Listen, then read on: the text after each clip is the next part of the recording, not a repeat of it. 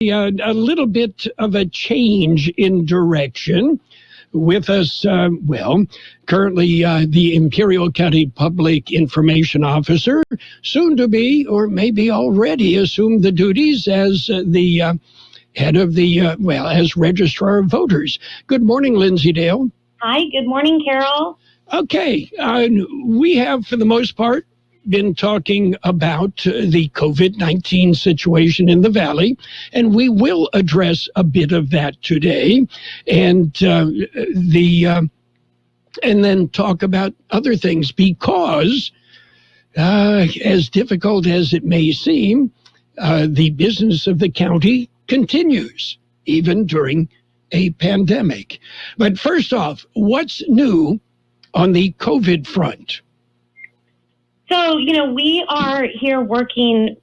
Sorry, I'm going to turn my phone off real quick. We're working hard still on that. It's been almost a year, or for some departments, it's been closer to a year. I know the health department has been working on this hot and heavy since early in 2020. My office got really involved in about end of February, beginning of March, when the EOC was developed, the office, the Emergency Operations Center. And so things are just, it just seems like this rotation.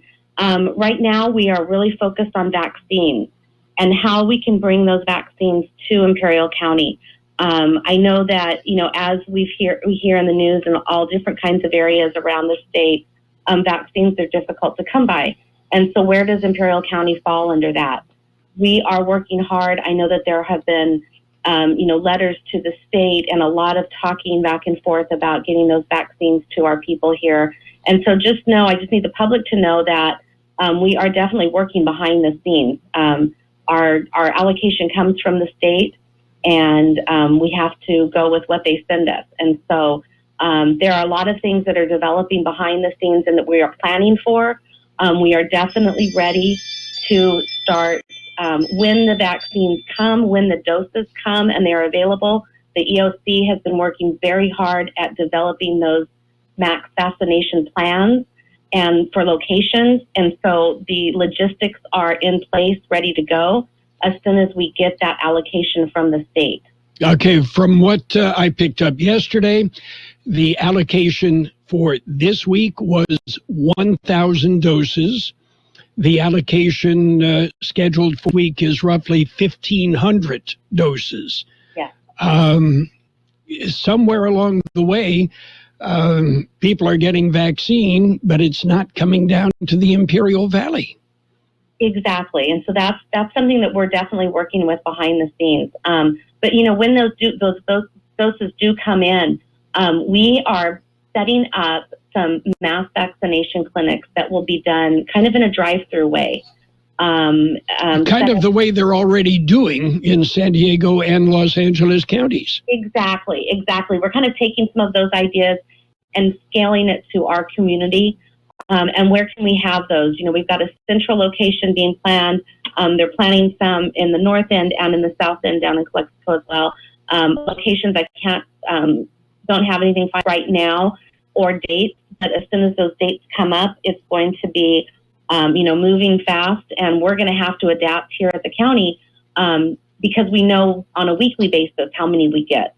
And so that's why we're setting everything up now and doing that background planning now so that we are ready as soon as they come out. We have people from, the EOC includes, not only myself, as public information officer when I was, but we have the JIC, the Joint Information Center, that will help get that messaging out. We have representatives from law enforcement, fire. We have representatives from, of course, the Public Health Department, Public Works, Sheriff, all people trying to get those logistics set up. So, when you think about that, it goes deeper into just the shot. You've got your registration, you've got traffic control, and media presence that come in and want to get that information out. So there's a lot of moving pieces there, and I feel like the plan that has been developed by the EOC is on target and absolutely ready to go at this time. Okay. And again, there's a game plan in place. Los Angeles and San Diego counties and a number of other counties have been doing this. Plus, the county does have some experience with the flu vaccine drive-through clinics that they have done. Yes, absolutely. We've held those flu vaccine clinics at the fairgrounds usually, and those are drive-through. Very similar. The model is very similar to that. One of the differences is, though, when you have the COVID vaccine, you have to wait for a 30-minute period. I think it's 30 minutes after the shot is done, just to make sure that there are no side effects to the individual. And so that's just a different element that we're having to add into that. And then also planning for, our flu vaccines are usually about, I think the last time that we did them was about 14 or 1,500 people we did in one. We can do that, but then we also want to look into the bigger picture, like what happens if we get more vaccines than 1,500? How can we accommodate even more people? So we're looking at a much bigger scale than what the flu clinics are, but the same kind of an idea. Okay, and again, it all hinges on what the state allocates to Imperial County. As I pointed out, 1,000 doses this week. They're expecting 1,500 next week. That's the allocation. You can go through that, as you pointed out, 1,500 doses in one-day drive-through clinic. Yeah. And, and we can do the math. We have 180,000 people here in Imperial County. And so it's not going to take long for those to be gone. And what's the next step? So, again, we are definitely working behind the scenes to try more allocation for Imperial County.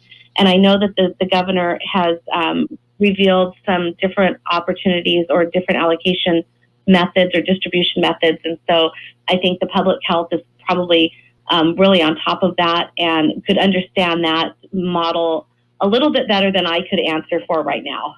Okay. Now, just changing direction a little bit, what else is new at the county? Still a lot of folks working from home. We are. We do have a lot of people working from home. In fact, this county administrative center is almost like a ghost town.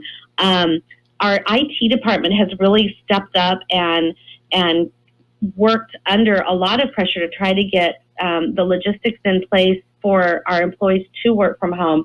And so we do a rotation. Every department is different, but I know, in the CEO's office, we do kind of a rotation and have minimal staff at any time. But yet we still have to continue those services to the residents. And so that creates, sometimes a little bit of a difficulty. But I think we're doing a really good job right now. I think that the community understands that in general, in every service, not just the county, but just in everything, processes are slowed a little bit because of COVID and because of things that we have to adapt to. But I think that the county is doing an excellent job, kind of keeping those services growing or flowing to the people of Imperial County. Okay. And, what about Linsey Dale? Have you already assumed the position of the registrar of voters? Yeah. So actually today is my official first day as registrar of voters. I'm very excited about that. I've had a really good time working as a public information officer. It's been an absolute honor and a lot of fun, really, and a learning experience. It has been an opportunity that I've gotten to really understand more about what the community needs and see it in action firsthand. So it's been a great time. The registrar of voters, Carroll, I've known you for a long time. And if anyone that is listening knows that I've been very involved in politics and campaigns a lot over the years in different capacities. I know in fact, I was thinking in my 20s, it was probably the first time, but my mom reminded me of a time when she worked for a local assemblyman, and I roller skated around the neighborhood passing out door hangers. And I was probably about 11 or 12 doing that. So I've been kind of involved in the campaign process and election process for my whole life, and it's always intrigued me. Back in October, I got the opportunity from our CEO to work on a transition team with Debbie Porter, the former Registrar of Voters, announcing her retirement. And so he assigned a transition team to shadow Ms. Porter and to learn the process, and then to also see the election through this year. And as everyone knows, it was a big election, so we needed all hands on deck. I was part of a 5-member transition team that included CEOs, our county council, and our human resources department. And I think it was at that time that I realized how much I do and love that process. And when the position came open, I thought, you know what, let's see what the new adventure has in store for me. So I applied, I was selected, and I officially start today. And so I've been kind of back and forth this last week working with the staff and getting to know all of them. And I'm excited. We have a couple of elections this year. We have a small one, a landowner one in August, and then we have a small election with some water districts or special districts and school boards in November. And so that's going to be a great opportunity to get my feet wet on a smaller election before a bigger one in next year. Yeah, okay. And I don't think anything can get as big as this last one. That was just complete insanity. Okay. And, I guess that kind of precludes your involvement in the big guys' election campaigns. Yes, definitely. Definitely. I had a long conversation with my husband, Jeff, and who's also involved in local politics, and he's 100% supportive of my venture, and we've had a long talk about that. So okay. We are definitely going to be not involved in that way again, as I'm in this position. And it's a different point in my life, and again, a new adventure. And I'm always up for new adventures and challenges. So I'm definitely looking forward to it. Okay. And you mentioned something about a donation that was made to... Yes, thank you for reminding me. Milo Sanitation, they are a local company that came forth to the county, and they donated 14,400 bottles of disinfectant to the county. And so our CEO, Tony Rahotis, has reached out to many different nonprofits and organizations such as the Food Bank and Spread the Love to distribute these bottles. It was a very generous donation, and we're trying to get that out to the people that need it, because sometimes, disinfectants, they're expensive for organizations that have to utilize them. For some residents, you can't find them. So how can we get those into the people's hands that need them the most? And so Tony's kind of taken this on himself. And so we really want to thank Milo Sanitation and Luis, I'm going to try to say his name right, Cabarello, for the donation there, and very generous and much appreciated. Okay. Linsey, we appreciate the visit today. We appreciate the information. We congratulate you on the new job and wish you the best. We'll be working with you in that new job as Registrar of Voters with the upcoming elections.